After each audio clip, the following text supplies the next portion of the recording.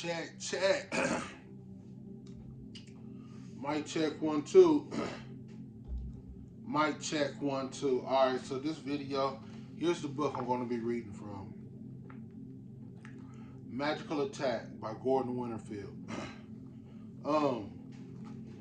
If you're not familiar with the channel, I gave a few rituals, a few minor rituals from this book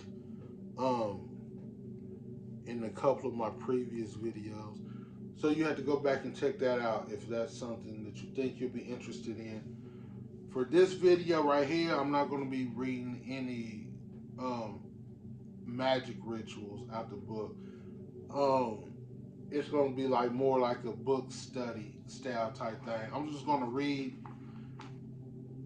starting from the beginning. I'm just going to read the author's words verbatim, as the author's word by word, so you get a better understanding, a better idea of what the book is about from the author's perspective of writing the book.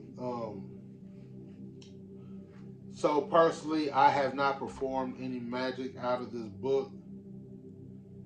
I honestly hope that I never have to. But if it's ever necessary, I definitely take comfort into knowing that I have it at my fingertips.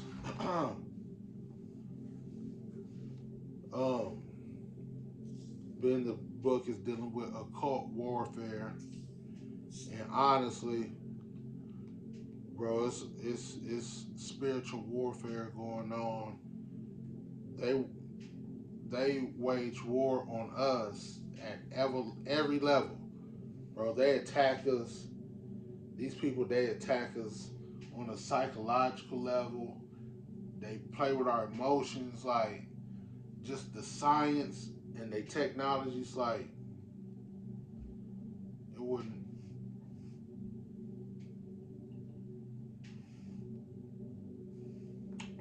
On whatever level, it wouldn't be a bad idea to learn how to fight back for if you ever so need. All right, so I'm gonna start. I'm gonna read a little first chapter, and then I'll end it there. Like just do like a part 1, part 2 type thing, because I don't want to read too much and just have a super crazy long video, which it'll be too hard for you to really, for anybody to really retain the information, because it'll just be a big body of information, you know what I'm saying? But all right, so what I'm about to read now, we're going to start with the right to attack. The right to attack. All right. We all have enemies. There are subtle liars who wish to erode our reputations. There are open enemies who will fight us in the street. Enemies can even come in the guise of lovers and partners who undermine us and leave us disempowered within a relationship. There are those who put us down for the indulgence of the attack, and many who weaken us to increase their own strength. You have the option to turn the other cheek. You can take a beating. You can let people control your life and dictate your emotional journey. You can power under to those who will make you miserable. Some people believe there is great spiritual prowess to be found in succumbing to others and enduring pain. I do not. If you have courage, you have the opportunity to use magic to go on the attack and silence those who spread lies. Bind those who would spread malice. Crush those who would do you harm. The magic presented here is unique, derived from a tradition and refined in the furnace of experience. These dark workings have never ever made public before. may never use this magic in this book, but knowing that it is a viable option will empower you. Knowing that you can curse or bind gives you the upper hand in a relationship, and your enemy will retreat before you even perform a ritual because your enemy will sense your confidence and power. In more extreme cases, where an enemy does not retreat, you can put your enemy in the place they belong, where they can do you no harm. This is uncomplicated magic. I do not revel in the glory of black magic or wallow in the powers of darkness. My life is gentle, kind, and largely unexciting. I would rather help a friend than cripple an enemy. This is not a book about the thrill of dabbling with demons and darkness. There is no boon to be found by opening up to hatred and harm for the temporary thrill and shock of being a black magician. Do not embarrass yourself by meddling with dark powers because you think they will make you appear more sinister and serious. This book has been written to fulfill a need for results and to provide the opportunity for spiritual development. Angels can be the most brutal warriors of all. Accordingly, do not fool yourself into thinking this is only a book of demonic magic. You will use the power of demons, but the authority of angels can bring about the most heavenly destruction. The rituals laid out here for you may appear to lack complexity, but they should be approached with diligence. The rituals can take effect without danger to yourself. You can choose to start a war, or, if you are wise, you can choose to use your power to bring peace. Freeing yourself from anger and resentment is an excellent way to bring peace. And if it takes a curse to achieve that aim, then curse. The book covers a selection of methodologies from the mild to the violent. But if the end result is an improvement in your life, then it has served its purpose. I will cross the street to avoid a fight. That's something I learned when practicing martial arts in my youth. And that attitude has become more useful as I have grown older. I don't look for trouble. I don't look for trouble, but trouble comes my way, and when it does, in any form, I refuse to be the victim. I will not let anybody overpower me or damage my life. When some fool spreads lies, I silence the fool. When somebody makes an attempt to attack me with magic or endeavors to drain my energy, I bind their power so they are unable to work against me. Curses I reserve for those who deserve to be punished. Curses I reserve for those who deserve to be punished. Magic works, and magic can be subtle, harsh, or brutal. Curses are the easiest magic of all. Be certain you want to see results. As I get older, I curse people less frequently, which led me to speculate about the benefits of writing this book. I gather there is a demand for applied magical attack. Additionally, I understand that when you have the opportunity to hurt individuals, that opportunity can lead to pronounced spiritual growth. Silencing and binding are concrete, practical solutions.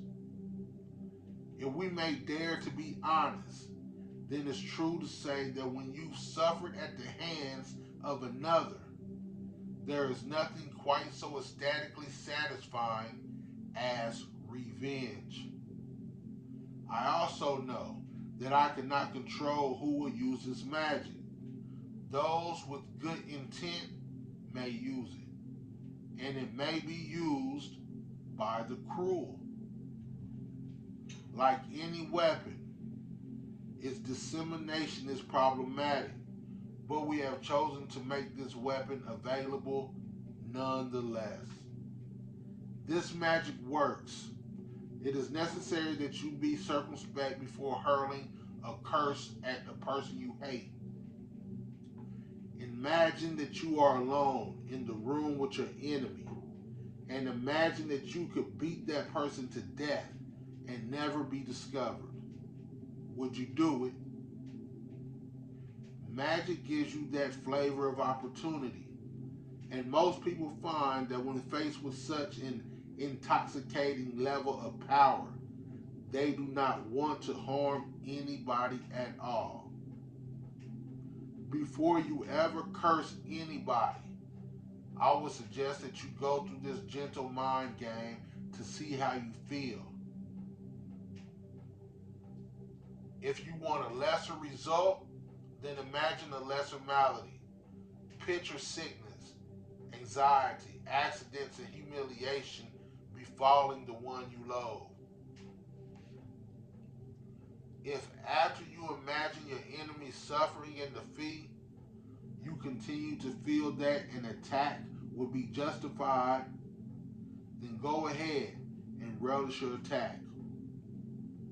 Do not hurt the person in real do not hurt the person in the real world, ever, in any way, but feel free to curse and let the magic do the work for you.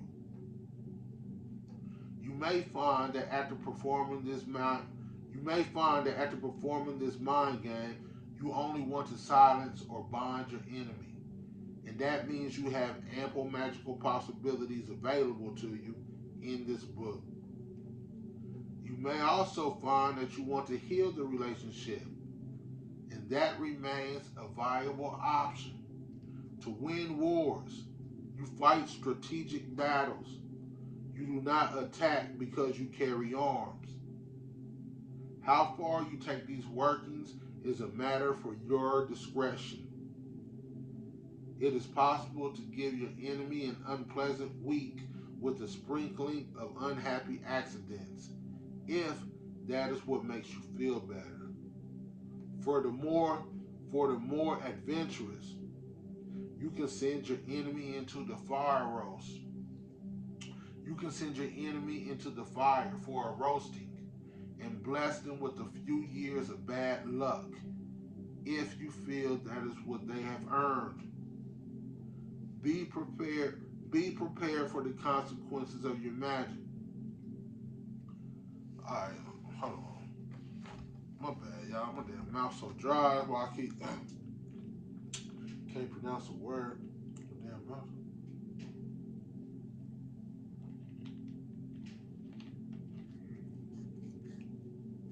Drunk on water. Alright. Be prepared for the consequences of your magic. Magic always has an effect, and with curses, the outcomes can be rapid and toxic. If you curse a former friend and his wife suddenly gets cancer, ask yourself, how would you feel? Magic finds a way to work, and it often finds a cunning way to cause harm. That cancer might be the easiest way to cause your enemy harm, even though she is innocent and he is the one you want to hurt. You can't always control exactly how the magic manifests, but you can control the severity of the results to some degree by choosing a precise curse and a narrow effect. Read carefully and choose wisely, and you will be able to limit such unpleasantness. Understand, however, that the effects may sometimes go further than you intend. A subsequent chapter will be dedicated to exploring the probable effects so that you can be clear about the potential damage. The moral judgment is your own. When you can be at peace with your decision to attack and feel no guilt with the result, there is nothing to fear. Your religion may tell you that judgment awaits those who attack. You may believe that suffering at the hands of the cruel makes you more worthy in the eyes of your God. If you fear to cause harm, then cause no harm. To be truly wise, know that doing nothing could be an evil. When you succumb to the whims of evil, you are letting evil persist.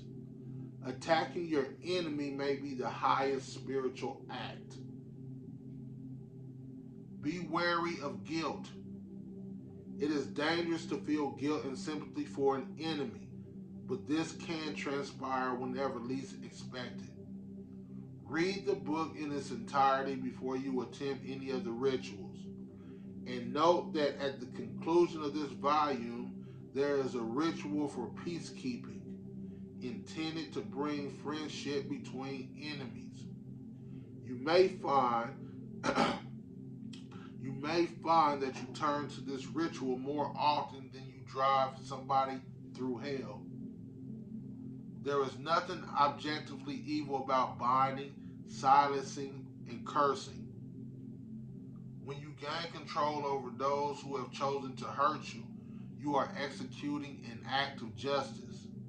There is great spiritual growth to be found in this dark magic. When you shut the noise of a blabbermouth or cause a violent enemy to have a glorious accident, you obtain more spiritual advancement than you get from a year of meditation. Magic does not always bring the results we expect, and although we could spend many long evenings discussing the finer ways to modify our art to make it more efficient on a consistent basis, the reason that magic fails is that students of magic are frequently lazy and inept. As you are a student of magic, I urge you to read this book fully, study its content carefully, and work the magic with great will and vigor. If you do that, nobody could accuse you of being lazy or inept, and the magic will work. This dark magic is not for the faint of heart. It is quite normal to be afraid of demons, and that fear is nothing to be ashamed of. But if the fear makes you reluctant to carry out the magic, or nervous that you will see unpleasant faces, hear noises that have no obvious source, or if you dread to feel the cold presence of a demon, then you might be advised to wait until you have more courage. Demons are not monsters nor thugs and can be constrained with the magical processes expounded within this book. Your fear is outside of my control. Even a restrained demon may make noises, change the quality of light, and lower the temperature for a few moments. If these effects are going to give you a heart attack or send you around the bend, stick to the lighter pursuits.